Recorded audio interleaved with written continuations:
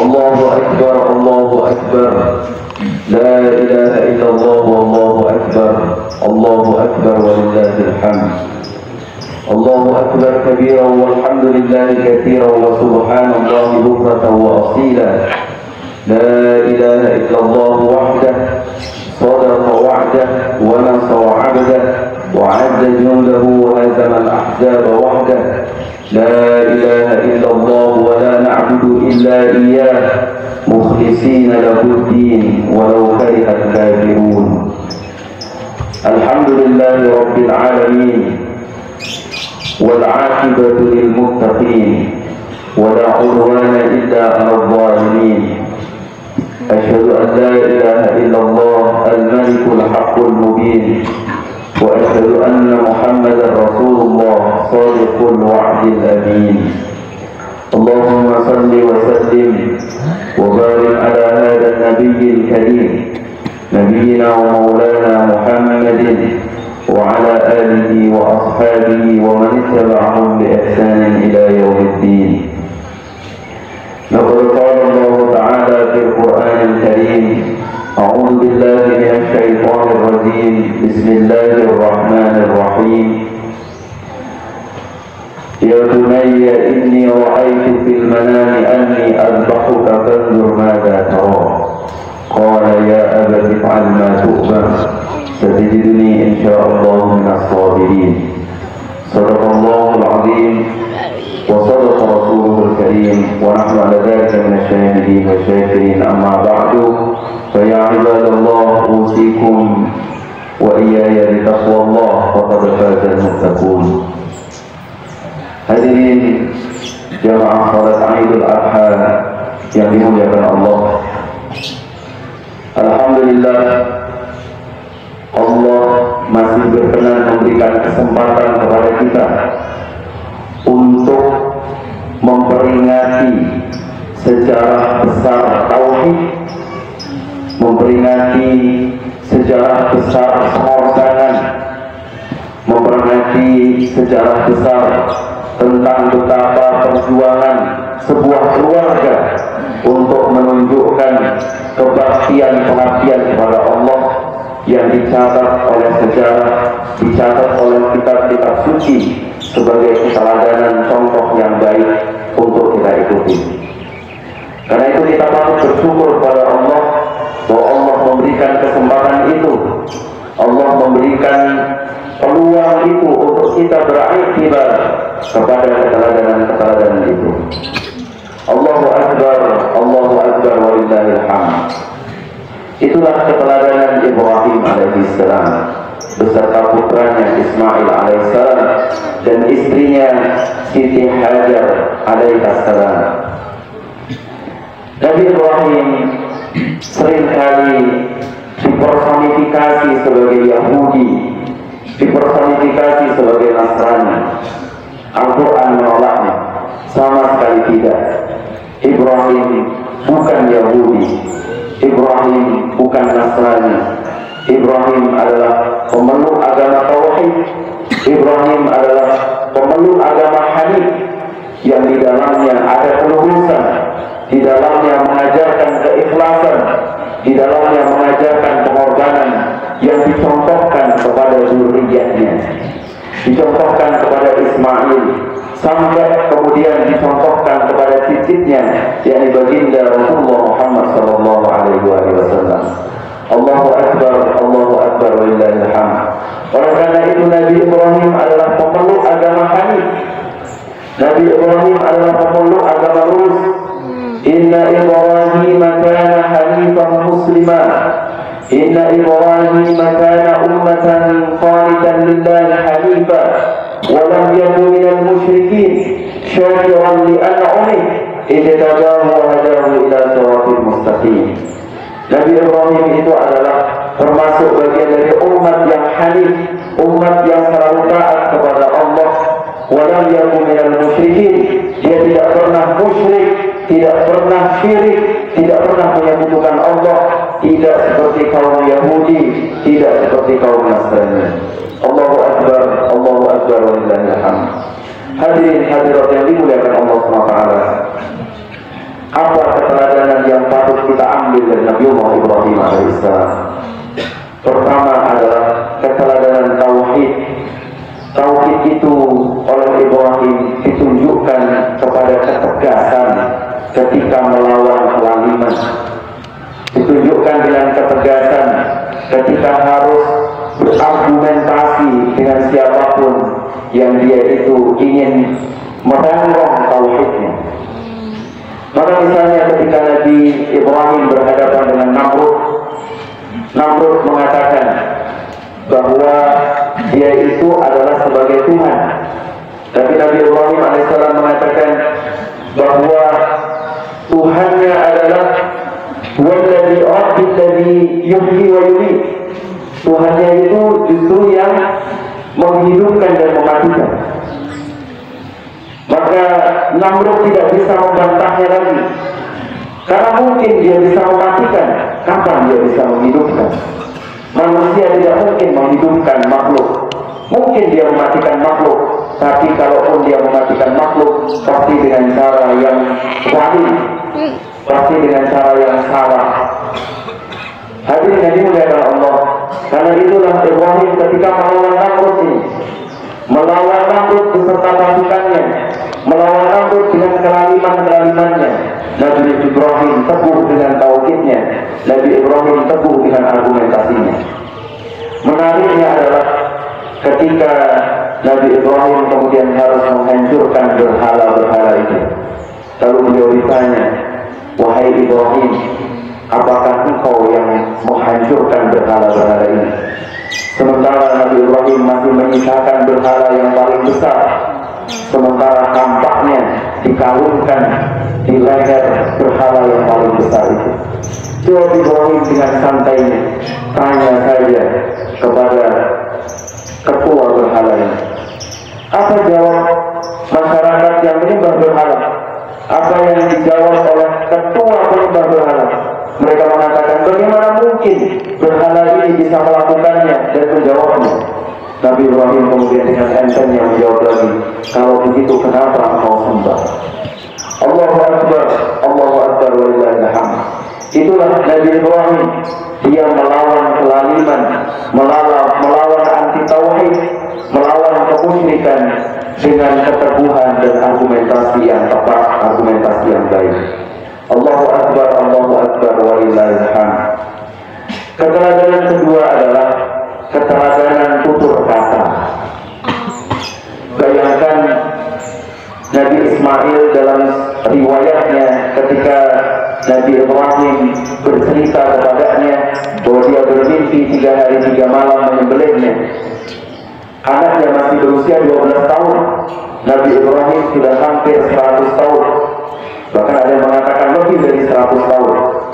Apa yang dikatakan Nabi Ibrahim ketika menceritakan kepada anaknya?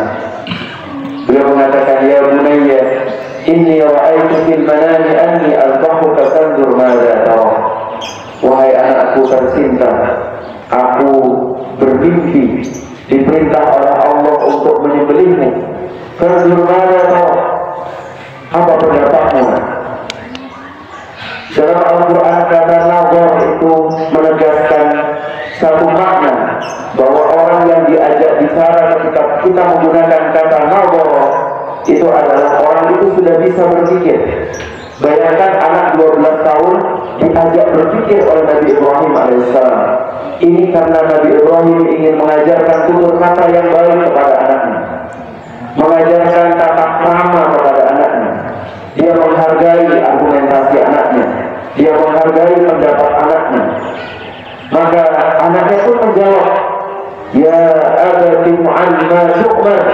Wahai ayahku tercinta, if'al ma tu'mar, lakukan yang diperintahkan Allah kepadamu. Satajiduni insyaallah minas sabirin, engkau akan mendapatiku dalam keadaan bersabar. Allahu Akbar walillahil hamd. Ini adalah contoh promo Injil. Ini adalah contoh adab berbicara yang diberikan Nabi Ibrahim beserta anaknya Ismail kepada kita. Apa maknanya? Maknanya adalah contoh bentukan Di antaranya adalah ketika orang tua menghargai anaknya, anak menghormati orang tuanya, yang ditunjukkan dengan tutur kata yang saling baik, ditunjukkan dengan tutur kata yang tidak pernah membantah, ditunjukkan dengan tutur kata yang saling menyayangi, sehingga di situ kebahagiaan keluarga menjadi terwujud. Hadirin yang dimuliakan Allah, kita mendapati banyak hari ini keluarga modern yang katanya modern, dia menggunakan bahasa yang modern, tetapi tindak tanduknya tidak modern. Yang lebih tragis lagi, ada seorang ayah tega membunuh anaknya, membunuh istrinya. Entah karena apa.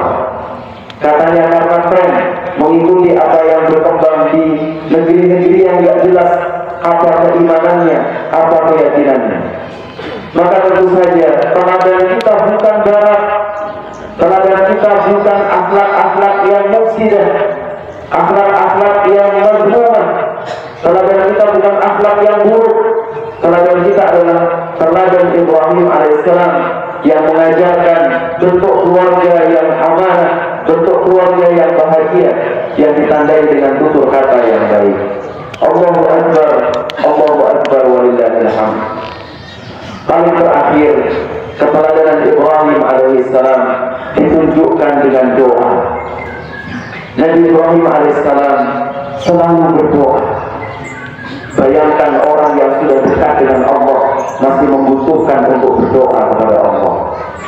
Kita harusnya sebagai umat Muhammad, sebagai umat dari cicitnya Ibrahim alaihissalam, kita juga harus memperbanyak berdoa. Ada contoh doa yang paling hebat diberikan oleh Ibrahim alaihissalam, dan doa ini terkait dengan keluarga. Apa doanya? Bismillahirrahmanirrahim. Rabbi ja'alni muqimas shalah wa min dzurriyyati Rabbana wa taqabbal du'a. Rabbana ighfirli wa liwalidayya wa lil mu'minina yawma yaqumul hisab.